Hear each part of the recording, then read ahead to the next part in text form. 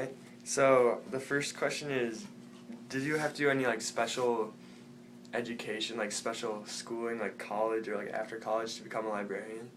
Yep, I had to get my master's in library and information science. Yep. How long did that take? It took me 3 years. I think you could have done it faster if I would have taken more classes. Yeah. But yeah, it took me 3 years. Alright. And then, did you always know you wanted to be a librarian? Pretty much. Really? Yes. My dad took me to the library regularly when I was a kid, and I really always liked reading. And then when I was in high school, I hung out at my hometown library so much that they offered me a job there. And yeah, so that was my first taste of working in a library, and I liked it. So I went to college with trying to have an open mind about what I was going to do, but You always do. I always just always in the back of your mind. Yeah, when I went to college, like when I went to undergrad school, I worked at that library, and then I moved back home after college and worked at my hometown library again. And so that's pretty much all I've ever done is work in libraries. Yeah. 1 second. Do you think people underappreciate libraries and like librarians on the whole and books and stuff? I don't think so. I think people love their libraries even if they don't use them. I think most people think it's an important thing. Yeah. Yeah. I don't know that people use them as much as they should. Yeah. Though. Yeah. It's been on the decline lately. Mm-hmm. Yeah, speaking of paperback decline, what do you think about like paper books versus e-readers? I think there's a time and place for both of them. I think libraries have to find a new niche because of technology. So we offer ebooks. You can check them out from the library. I don't know if you guys knew that or not, but I surprisingly I have a Kindle, and I didn't think I'd like it, but I kind of do. So I don't know, but I still love print books too. I think it's kind of whatever. I think the important thing is that people are reading. So if it works for them to read on an e-reader, that's cool. I have a Kindle as well. It's nice. It's easy to use and everything, but there's you can't beat paperback books. Right. Yeah. It's just, yeah. The nice things about e-readers are they're good on trips. So, like, you don't have to bring, like, if you're going on a, week-long beach vacation and you want to read, you don't have to bring, 10 books. You can just bring one Kindle. 10 books in 7 days? Can you do that? I think some people could. I went on a week-long vacation in February and I read 5 books. So that's pretty good, right? Yeah.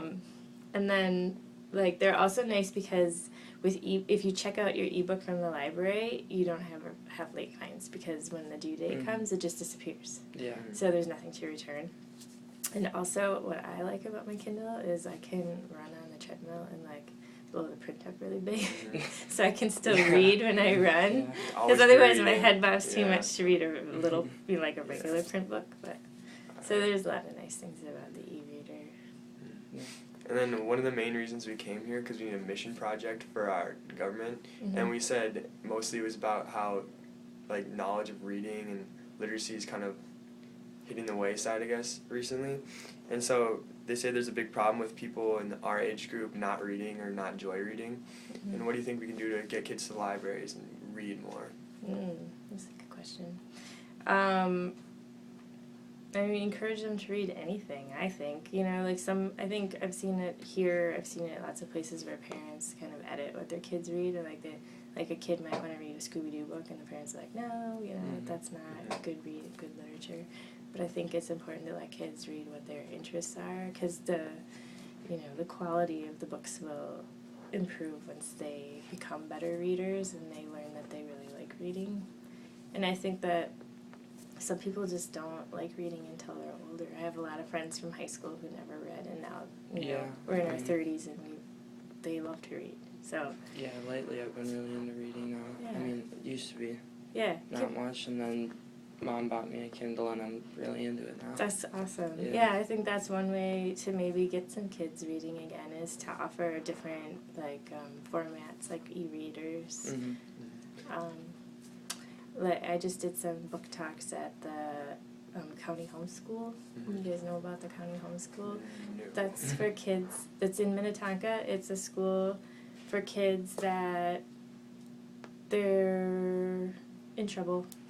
It's kind of like a jail, but it's like a, you know, they go to Mhm. school there. Like a So- juvie-ish type thing. Yeah, exactly. Yeah. That's what it is. So, and those kids are actually pretty interested in reading because they don't have a TV there, they don't have video games. Mhm. So reading's kind of their fun thing that they do.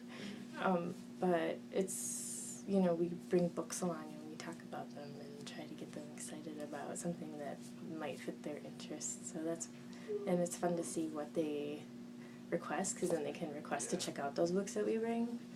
So things like that, like outreach, like going out to schools, going out to daycare centers or whatever, doing a story time, like starting the literacy early, they say, is really important. So that's where my job is. A big part of my job is early literacy, which is trying to catch those pre-readers Yeah. and getting them ready for when they're ready to read. Mhm. So story time is a really big thing, and like having early literacy environments, like the chalkboard magnet board that I have out there, like that's an example of an early literacy activity where kids can play with shapes like the letters, Yeah. or they can write, or singing is good. Yeah. So And I think even going on forums like helps literacy, because I know when I was younger, and even still now, like the bulk of my reading is forums on random stuff. I used to go on like video game websites and read for hours, and I didn't even know I was reading. yeah, So yeah, like that that's can true. help too. I think so too. And then, so you kind of already answered this one, but what do you do on an average work day? Well, because I'm the children's librarian, I do a lot of story times, class visits. On an average day, I might have one story time. I don't do like them all day long. Yeah. I work at the desk most of the day and answer reference questions or informational questions. I have meetings. I'm on committees with the library, so sometimes I go to other libraries for meetings. But I would say the bulk of my job is reference and reader's advisory, which is when people come in and they need a book. Mhm. Like I guide them, like they'll want a mystery, I can help them find a mystery or whatever. So reader's advisory, reference, and early literacy stuff, which would include story times. Mhm. Reader's advisory is important. That's one of the main things why I didn't read that much in elementary school. Okay, so you kind of already answered this one too, but why is reading so important? Like, why is language and like, what would you say is the biggest thing about that? Yeah. That's a big question. So what's the most important thing about reading? Enjoy reading. To That's enjoy fun. reading? And reading for fun. What's so important about that?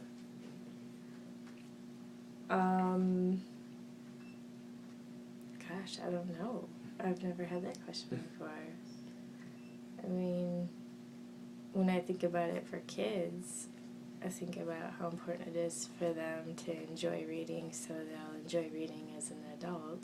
Is that what you're asking? Is like, why is it important for adults to read, or why is it important for everybody to read? Or why is it important for kids to read? Why is it important for anyone to read? Just like for joy and stories, not watch TV. Well, it's definitely more educational. Yeah. It's more encourages imagination, and I think it's healthier probably. But for me, I just love reading, so I can't understand why anybody wouldn't want to. Yeah. It's hard for me to wrap my brain around why a person would not want to read like a really awesome book, because it's kind of an escape too for me to. I don't know. Does that answer your question? It does. The encourage imagination part really hit that one pretty well. What are your favorite books of all time? Like, let's say top 5. Oh my gosh. Could you choose? I don't know. Well, or the recent books you've read. I don't know. Let's see. I love anything by Judy Blume. I love anything by Roald Dahl.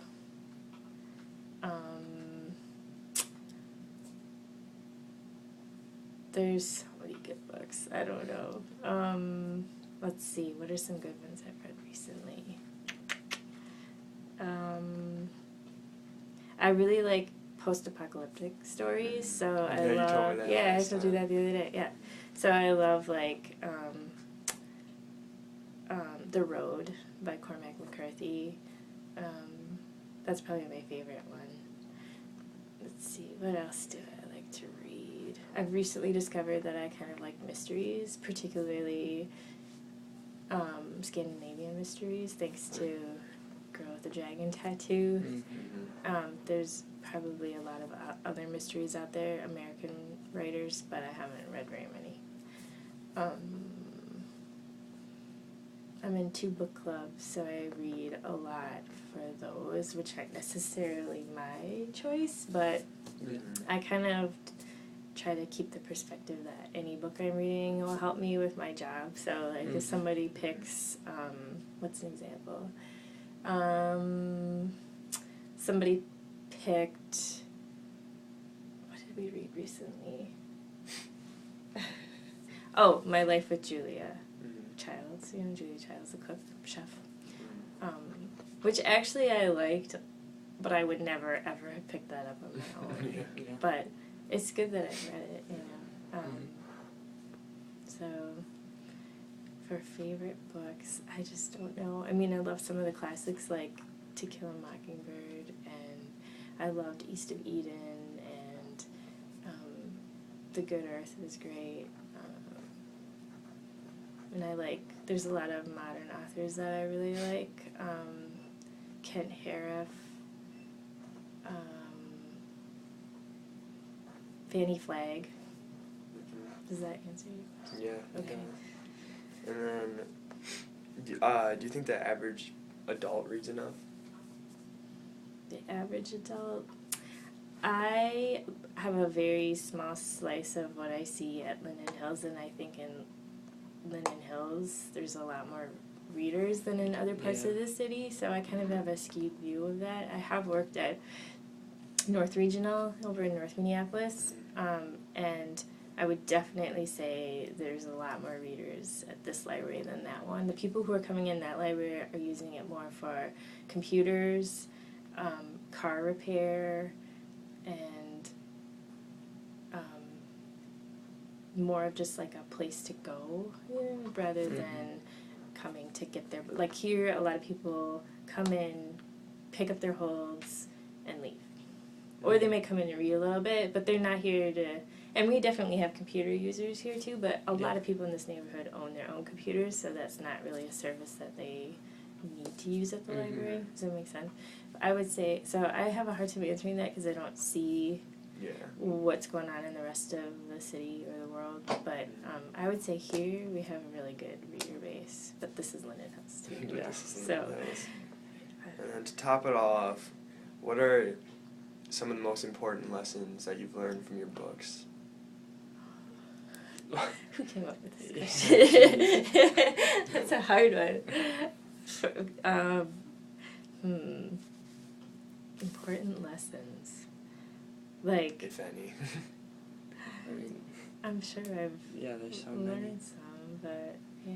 from themes of other books. Like when we read To Kill a Mockingbird, that was full of life lessons. It's true. Oh my gosh, I don't know.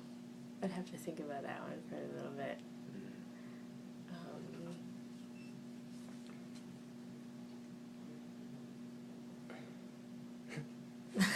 We can rephrase it and say, has reading made you a better person? I think so.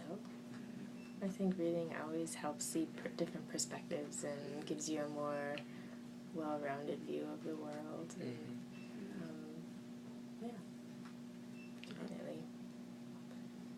That's all we got. That's all you got? Yeah, thank you Okay. for your time. You're welcome. Thank you. No problem.